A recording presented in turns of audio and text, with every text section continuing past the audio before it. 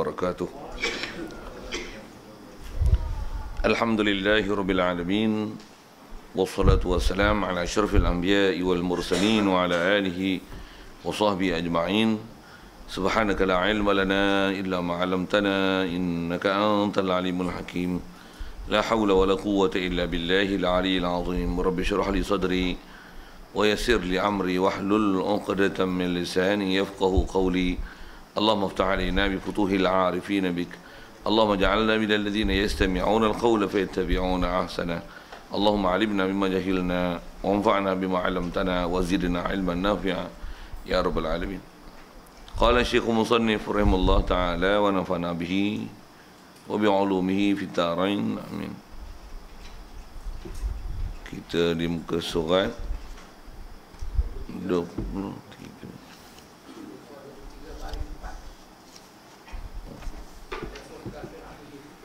Ya.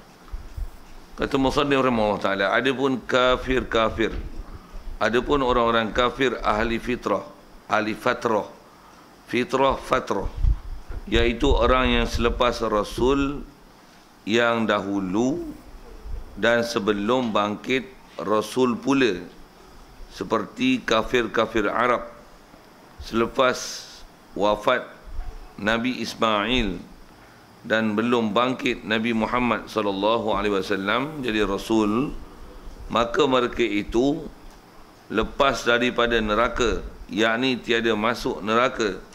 Dan jikalau mereka itu sembah berhala dan berzina sekalipun di masa belum bangkit Nabi Muhammad sallallahu alaihi wasallam jadi Rasul, maka tiada masuk neraka mereka itu atas qaul yang sahihnya. Firman Allah Ta'ala, wa ma kunna mu'adzibina hatta nab'asa rasula. Artinya, dan tiada kami menyiksa akan seseorang hingga kami bangkit akan Rasul, yakni Rasul yang menyampaikan kepada itu orang, bukan dengan Rasul yang dahulu. Hadirin sekalian, pertama sekali marilah kita rasakan syukur, terima kasih kepada Allah Ta'ala. Pertama sekali syukur, terima kasih kita kepada Allah Ta'ala di atas nikmat hidup yang diberi, yang kita diajar mensyukuri nikmat hidup ni dengan membaca doa yang amalan Nabi SAW. Bangun je pada tidur membaca alhamdulillahillazi ahyana ba'dama amatana wa ilaihin nusyur. Kita puji Allah Ta'ala yang dia telah menghidupkan kita setelah dimatikan kita malam tadi dengan ditidurkan kita, wa ilaihin nusyur, dan kita mengaku mengiktiraf bahawasanya hanya pada Allah Ta'ala sajalah kita semua akan dikembalikan. Seterusnya syukur kita pada Allah Ta'ala di atas nikmat Islam yang kita perolehi. Begitu juga nikmat iman, dengan mana kita mensyukuri Allah Ta'ala jadikan kita boleh membenarkan dan mengakui semua ajaran yang dibawa datang oleh Nabi kita Muhammad sallallahu alaihi wasallam. Mensyukuri nikmat iman dan Islam ni ialah antara nikmat, mensyukuri nikmat-nikmat yang besar-besar Allah Ta'ala beri, yang tak semua orang dapat nikmat Islam dan iman ini. Syukur juga di atas kesihatan, kelapangan masa diberi. Begitu juga syukur di atas keupayaan, kekuatan yang diberi pada kita pagi ini untuk boleh datang ke surau ni untuk solat subuh berjemaah, dan insya-Allah kita manfaatkan pertemuan pagi ini untuk meneruskan bacaan kitab kita daripada kitab Paku Iman ni, insya-Allah. Dengan apa yang kita nak sambung dengan sekalian dengan kita baca tadi tu, kita masih bicara dalam bab asal tajuk kita ialah tentang keimanan kita kepada kitab. Dan antara isi kitab itu adalah yang kita nak sambung ni tentang wajibnya kita, kita wajib yakin tentang apa saja kandungan yang ada dalam Quran, dia mesti memansuhkan apa yang telah lalu. Dan antaranya yang kalau atas istilah yang masih dipakai adalah kita disuruh ikut ajaran Nabi Ibrahim AS. Walaupun kata ikut ajaran Nabi Ibrahim, syarak Nabi Ibrahim, tapi sebenarnya yang kita ikut adalah ajaran Nabi Muhammad SAW. Yang dasarnya nak faham, datang saja Al-Quran, dia memansuhkan kitab-kitab yang lalu. Jadi ajaran Nabi Muhammad itu yang Allah Ta'ala beri, antaranya ada yang muafakat dengan ajaran Nabi Ibrahim AS. Jadi Satu datang ada ayat Quran yang menyuruh kita mengikut ajaran Nabi Ibrahim. Tapi sebenarnya bukan ikut ajaran Nabi Ibrahim. Ajaran itu adalah ajaran Nabi Muhammad SAW yang muafakat dengan ajaran Nabi Ibrahim AS. Di atas konsep dan prinsip itu, yang ni yang kita nak sambung ni. Yang kata datang Quran, kita kena ikut Quran. Jadi kalau orang yang tak ada Nabi, tak ada Rasul, yang tidak ada panduan untuk mereka ikut, ni macam mana? Yang ni yang dia nak bahas ni. Maka iaitu adapun kafir-kafir ahli fitrah. Adapun orang kafir ahli fatrah. Jadi kita nak faham hari ni, yang dia nak sebut adalah ada satu status kafir yang dipanggil kafir ahli fatrah. Kalau ikut kalau ikut ejaan itu adalah fatrah, bukan dengan to, tapi dengan ta. Cuma kita Melayu ni kita biasa sebut ahli fitrah. Dengan to. Kalau ikut bukan dengan to, dengan ta. Cuma baca fatrah, fitrah. Memang ada dua wajah tu. Kalau kita belajar bab qiraat pun, ingat saya, ala fatratin minar rusul, ala fitratin minar rasul. Anak minar rusul. Cuma apakah maksud kafir ahli fatrah, kafir ahli fitrah? Fatrah tu kalau asal bahasa Arab, makna fatara ni adalah makna inqata'a, maksudnya terputus. Tu asal bahasa. Jadi kalau kata kafir ahli fatrah, maksudnya kafir yang dia adalah daripada ahli yang terputus Rasul. Istilah terputus Rasul tu, tu yang dia nak bagi huraian, iaitu baik, tak dipanggil ke ahli fatrah, melainkan macam ni status dia, iaitu orang yang dia selepas Rasul yang dahulu, maksudnya dia hidup selepas pada Rasul dahulu, dan sebelum bangkit Rasul pula. Dan dia ni dulu sebelum dia ada Rasul, dan dia hidup sebelum ada Rasul pula. Jadi dia duduk, kalau bahasa Arabnya baina, between the two Rasul. Pula tu bila between ni, ajaran Rasul dulu tu tak sampai ke dia.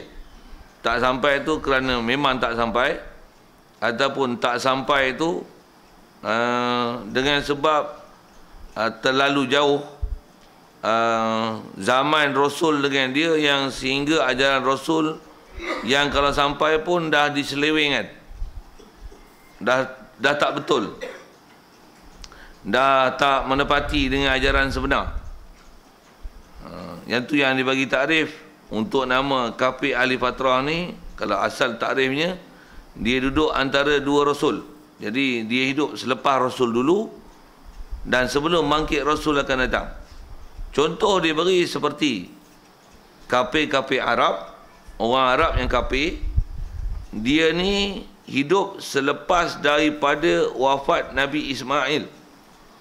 Disebut Nabi Ismail pasal kalau kafir Arab, antara Nabi dan Rasul Arab yang diutus pada orang Arab sebelum Nabi Muhammad SAW adalah Nabi Ismail.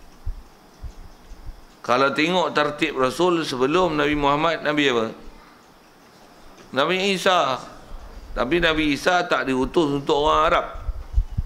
Pasal Nabi Isa, dia diutus untuk Bani Israel sahaja.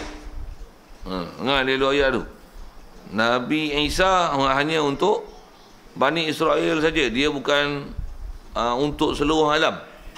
Kerana Nabi yang untuk seluruh alam ni, yang the latestnya ialah Nabi kita Muhammad SAW. Adapun Nabi Rasul dulu, mereka ni kebanyakannya dihantarkan untuk kaum tertentu, umat tertentu, kampung tertentu, penduduk tertentu sahaja. Jadi kalau tengok dengan yang tertentu untuk orang Arab, sebelum Nabi Muhammad bukan Nabi Isa, dia ialah Nabi Ismail. Jadi kalau dengan Nabi Isa pun kalau ikut, dia 570 lebih lah, 500 tahun lebih. 500 tahun lebih ni tuan-tuan, kalau disebah dulu, tempoh tu panjang pula tu, dengan zaman tak ada penulisan dan pembukuan. Macam-macam boleh jadi tu. Itu kalau Nabi Musa, Nabi Isa dengan Nabi Muhammad sallallahu alaihi wasallam. Dengan Nabi Ibrahim, saya nak guna bahasa gini lah. Lamanya. Agak-agak sampai ke puak-puak Arab ni ajaran Nabi Ismail hak original lah. Tu takdir. Jadi mereka ni tiang antaranya jadi kafir. Dan mereka ni hidup sebelum daripada bangkit Nabi kita Muhammad sallallahu alaihi wasallam. Baik. Maka kafir ni walaupun nama kafir, maka mereka itu kafir ahli fatrah ni adalah lepas daripada neraka. Apa maksud lepas daripada neraka? Yakni tiada masuk neraka. Tak masuk neraka. Jadi dah tak masuk neraka, akhirat esok ke mana? Ke syurga. Betul? Bukan disqualified ke? Akhirat esok dia tak ada tempat lain lah. Kalau tak ke neraka, syurga. Cuma pasal apa pula masuk syurga pula? Dah tak ke neraka, ke syurga lah. Kenapa pula tak ke neraka? Padahal kafir. Tulis tunjuk.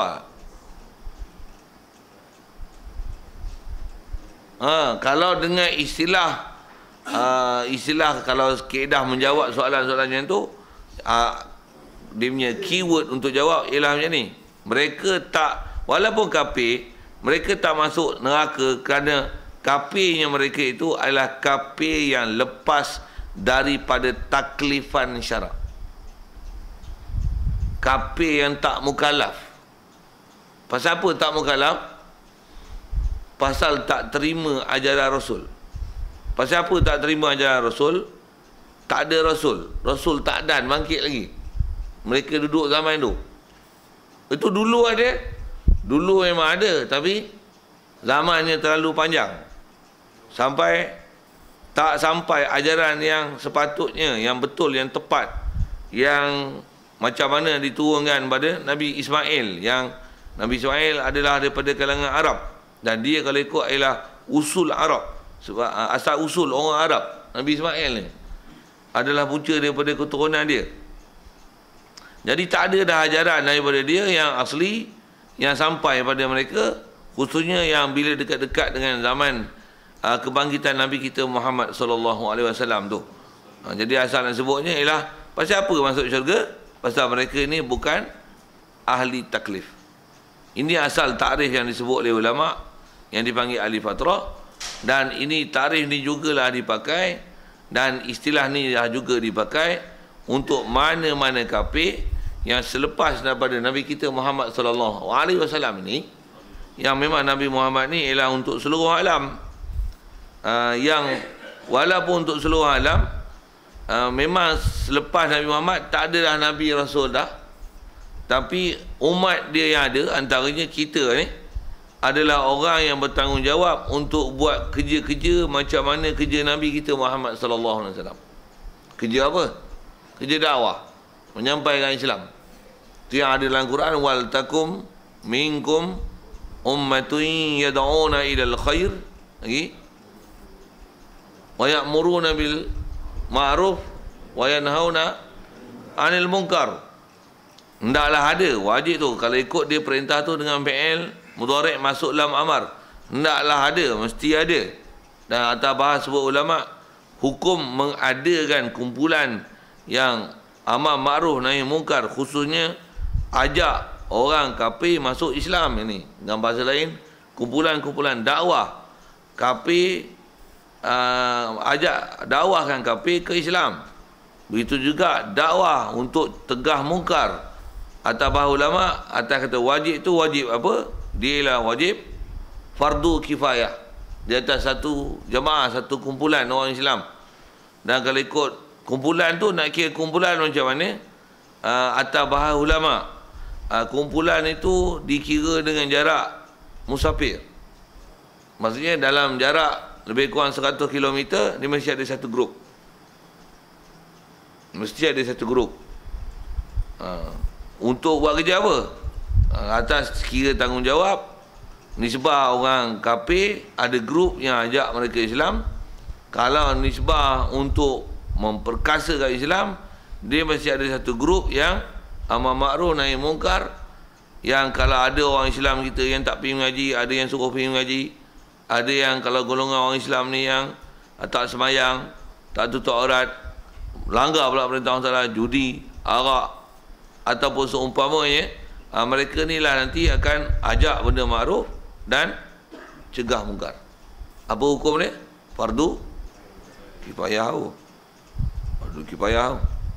Kalau tengok tanggungjawab tu, kita agak-agak cukup tak cukup fardu kifayah tu? Buat tak buat? Jawab. Banyak kita tak buat lah, termasuk saya.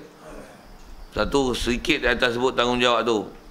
Antara yang buat ni, kalau nisbah dakwah sesama Islam, kalau di Malaysia, yang buat kerja pergi satu tempat jumpa orang ni, siapa? Tabligh lah. Tu bagus tak tabligh ni? Bagus lah. Tolong buat kerja kita. Satu siapa halau tabligh ni memang kepala otak sengit sikit. Tak faham tu tanya saya balik apa masalah tu kan. Memanglah kadang-kadang ada individu yang tak apa betul, ada juga kan. Kita jangan kata individu tabligh, individu kita pun ada yang tak betul, bahkan kita pun kadang-kadang betul mana pun. Jadi jangan salahkan kumpulan di atas individu. Tapi kalau nisbah kerja dia tu, macam mana? Bagus.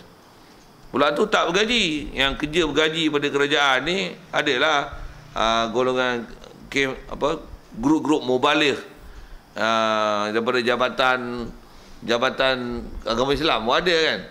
Tapi buat kerja bergaji, tak ada gaji, tak ada allowance, tak masuk hutan, tak jumpa orang asli, tak jumpa orang kafir. Itu pun untuk mubaligh orang asli je. Puak-puak Tionghoa, puak-puak yang lain lah, yang Buddha, Hindu, apa lagi yang Kristian, ada tak? Pergi ajak dia orang masuk Islam, ada? Ada tak grup dakwah ni pergi, ada? Banyak susah mah. Kalau ada pun yang golongan perkim-perkim ni yang masuk Islam ni, yang dia Tionghoa, dia lah buat kerja Islam untuk mengembangkan Islam keliling keluarga dia. Yang tu je yang ada. Kalau ikut tanggungjawab tu, tanggungjawab siapa? Sekali je masuk sekali. Cuma nak sebut cuma tu kan, pasal nak buat kerja dakwah tu, pasal kita nak ajak orang kafir masuk Islam.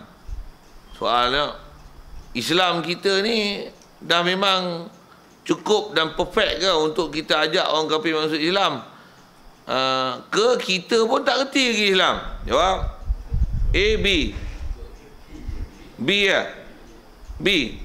Betul? Faham ke? Ketidur apa lagi ni? Kita masih status B. Apa dia? Kita dah lama Islam sekalipun masih kantoi buat Islam. Kantoi pun jangan kata tafsir, hadis, buat susah-susah tu. Buat apa? Buat sebenarnya akidah. Buat akidah pun tak selesai lagi. Kantoi lagi. Nak bagi sempadan batas kafir dengan Islam pun tak faham lagi. Tu pun dengar pun terbelalak macam mata dia. Ya. Tak tahu pula benda macam ni. Padahal masuk Islam daripada beranak-beranak jadi Islam, tapi macam tak pernah dengar isu tentang agama Islam. Tinggal tahiyat awal pun dah tak kerti nak buat apa. Nak buat macam mana? Macam mana? Tak sujud sawi batal tak semayang? Sujud sawi wajib lah, bodoh masyarakat tu. Saja saya nak tunjukkan kata status ilmu kita tahap tu kan. Agak-agak kalau buat kerja dakwah ni macam mana? Kantoi ke sukses? Kantoi. Kita pun kantoi. Bahkan ada orang Islam yang jadi murtad pun ada. Pasal tak erti tentang agama Islam ni. Apatah lagi nak ajak orang kafir masuk Islam. Saja saya sebut itu nak menunjukkan dhaif dan lemahnya kita dan cuainya kita dalam melaksanakan tanggungjawab untuk buat dakwah ni. Okey. Macam mana pun nak sebut situ, pasal nak sebut kata tanggungjawab dakwah dalam satu mahallah masafah musafir 100 km bundaran pada angka ratus yang dekat, mesti ada satu grup ni. Dan grup ni aktif. Kalau tak ada grup pun, kaedah dia dalam masyarakat kita, tengok ada benda mungkar, mesti ada satu grup. Betul kan?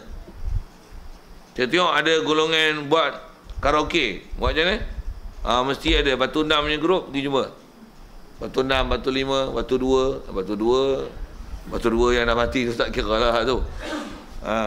Kalau ada batu-batu macam tu lah kan. Ni batu 2 ni satu grup. Jangan pula orang Islam kita, dia yang buat grup mungkar tu. Tu leceh.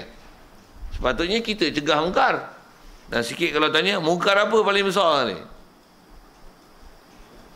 Murtad lah. Murtad dan syirik kan. Bila murtad syirik ni, kalau nisbah syirik, mentuhan dengan selain pada Allah Ta'ala, orang kafir lah. Antara dosa besar ni, maksiat besar sekali adalah murtad lah. Orang Islam yang sampai tahap dia tak mau pakai dari Islam dan tolak Islam. Ni maksiat besar. Kalau minum arak, dia maksiat dosa. Maksudnya kalau akidah betul, dia ke syurga juga. Tapi kalau maksiat dalam bab kufur, apatah lagi murtad, yang dia Islam tapi jadi murtad, ni masuk neraka kekal abadi selama-lamanya, tak keluar lah.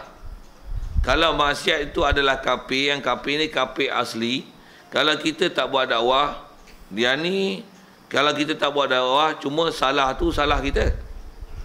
Pasal kita tak buat kerja dakwah. Tapi kalau kata orang Islam yang dengan tu dia jadi murtad, salah kita tak buat dakwah satu, dan mereka tu pun bersalah. Bersalah tak mana? Dia akan masuk neraka kekal abadi selama-lamanya. Berbanding dengan kafir, yang kafir ni kafir asli, kita tak buat dakwah, salah tu salah kita. Tapi kafir asli ni lagi bagus daripada kafir murtad. Pasal apa? Pasal bila dia tak sampai seruan Islam, dia tak tahu apa-apa tentang Islam, no knowledge about Islam. Pasal tak ada orang Islam berjumpa dia, cerita kat dia Islam, apa jadi? Tu yang sebut tu. Dia adalah ahli kafir, ahli fitrah. Jadi pasal apa panggil ahli fitrah? Pasal tak dapat ajaran Rasul. Memang dia tak jumpa Nabi Muhammad. Memang tidak akan ada dah Nabi selepas Nabi Muhammad. Tapi umat dia ada dan ada tanggungjawab. Macam mana Nabi dan Rasul tu. Dari segi tanggungjawab amar ma'ruf nahi munkar. Cuma kita tak dapat wahyu lah. Tak ada lah.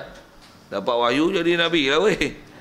Tapi kita tak ada lah jadi dapat wahyu. Tapi tanggungjawab amar ma'ruf nahi munkar tu ada. Jadi antara amar ma'ruf nahi munkar tu ialah ajak orang kafir ni masuk Islam. Jadi tak ada pula orang Islam kita buat macam tu, jumpa orang kafir masuk Islam. Jadi kafir yang ada keliling kita ni, bila kita tak ajak dia masuk Islam, tak cerita dia Islam, ajak pun itu tak ajak tu.